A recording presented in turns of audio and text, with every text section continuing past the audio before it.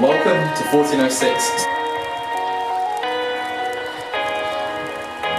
So I never got to give you guys a proper room tour, but essentially, I'm living with three boys. This is the kitchen area. Very tidy, pink dressing gown. Whose is that, Lockie? I have no idea. It's been here for like 3 months. Yeah, we'll worry about that. Now come this way. First up we got one of the bathrooms in here. Yeah, in case you haven't seen one of these before, this is what it looks like. State of the art shower in there. Then we come through, first door here, suite A. It is my room. Very nice. You can see we've got a ever so slight view of the central CBD, which is downtown Sydney in the distance there. Look at that. That is pretty nice, am I right? Let me come back here. Another roommate in there who's not here at the moment, but we won't go inside his room. Personal space, very respectful of that here. Let me come down to the cabinet area. Very nice blazer here. Very nice colours indeed. And then this is the front room. Once again, very tidy. Yeah. And then finally we have suite C. Very clean, very clean. Whoever lives here should be ashamed of this absolute monstrosity. But yeah, that is pretty much the apartment. Lockie, how's it living with me, Lockie? Like, am I good? Am I tidy? He has his moments. He's probably the tidiest of all of us. In the last 2 weeks, I've been to 2 college formals, which led to belly dancing. I was part of a world record team that broke the world record for longest improvisation in drama, which occurred for about 7 days straight. I got the UCID futsal call-up, to which I'll be representing the University of Sydney at the University Games, and I was also entered in Australia's Most Promising Actor of the Month, and I've had my last ever tutorials, which means it's almost time to go back to the University of York. Today I want to talk to you about exams, because right now is peak exam season. I mean, GCSEs are happening, A-levels are commencing soon, if not already. UK exams at university are in their peak time, and Australian exams here in Australia, obviously, will be commencing in about 3 weeks.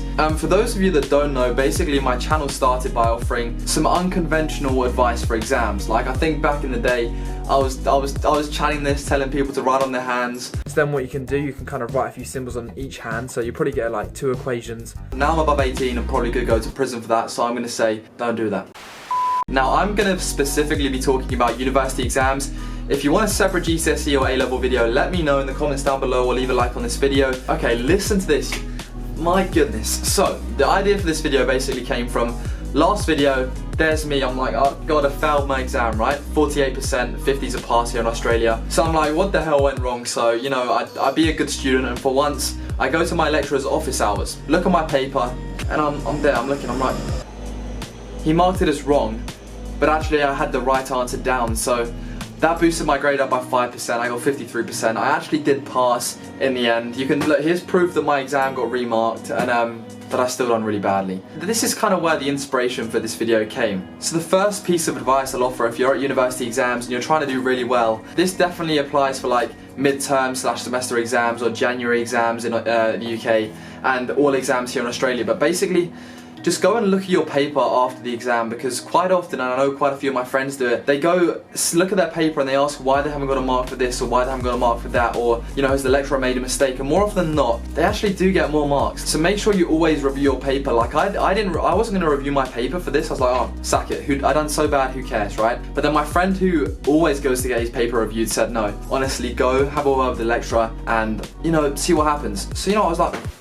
alright mate, yeah, I'll do that mate, I'll do that. So I went and had a chat with my lecturer Stephen, and lo and behold, an extra 5% came out of it. That is 1.25% of my final exam mark that I'd have missed out on if I didn't go to his lecture hour review, whatever, you know what I mean? So it's definitely worth spending that half an hour going, and that's one thing that's taken me 1.5 years, basically 2 years to learn. So I thought I'd share that advice with you as well for your exams, and make sure if you go to university and they're important exams, get them checked. And another thing that I've only realised this year, and it kind of builds on for university exam advice, is that it's not like A-levels or GCSEs where there's specific mark schemes for the exams. Basically, if my lecturer wants to talk about donkeys and how they relate to economics the whole of the semester or the whole of the term, then you can bet your money that donkeys are going to be in the exam, right? So what I'm basically saying is, you know how sometimes lecturers have this weird fascination with like one specific concept? You just have to realize that that's almost indefinitely going to be in the exam, because pretty much your lecturer writes the exam paper that you're going to take for university, and each university is different, each year will be different type of thing.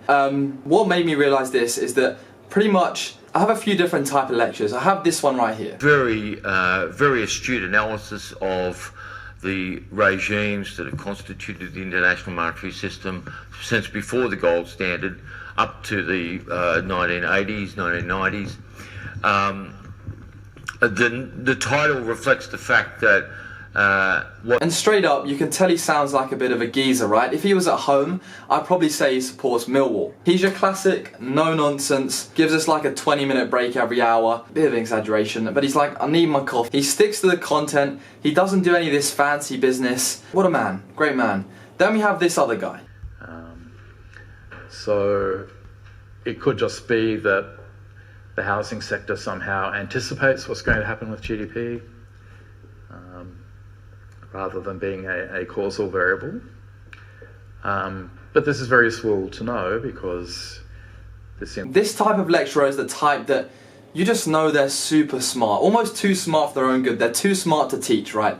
Because nobody goes to his lectures because he just says too many things. He assumes we know too much, right? And just by the soothing tone of his voice, which puts me to sleep, you can almost indefinitely tell that this guy's going to throw in some quirky random questions in the final exam. In my mid-semester exam with this guy, he's probably the only lecturer I've ever had where he put in a question that was not related to any of the lecture slides, in the sense that you had to do the extra readings to get the answer for the question. I mean, like, who does that? Nobody in the world does these extra readings that the university gives us, right? Put the reading lists in the bin, nobody ever reads them. Like, maybe the first week of term or semester you'll be like, right, I'm going to be proactive this year and I'm going to do the readings. After a week you just stop doing them realistically. The difference between my two lecturers for these subjects is that, right, this guy's going to stick to the exam topics. This guy's going to stick to what he said in the lectures. And then you've got this other guy that is going to include some random wacky question that I'm now going to have to go through like 25 readings on the reading list to get 5 marks.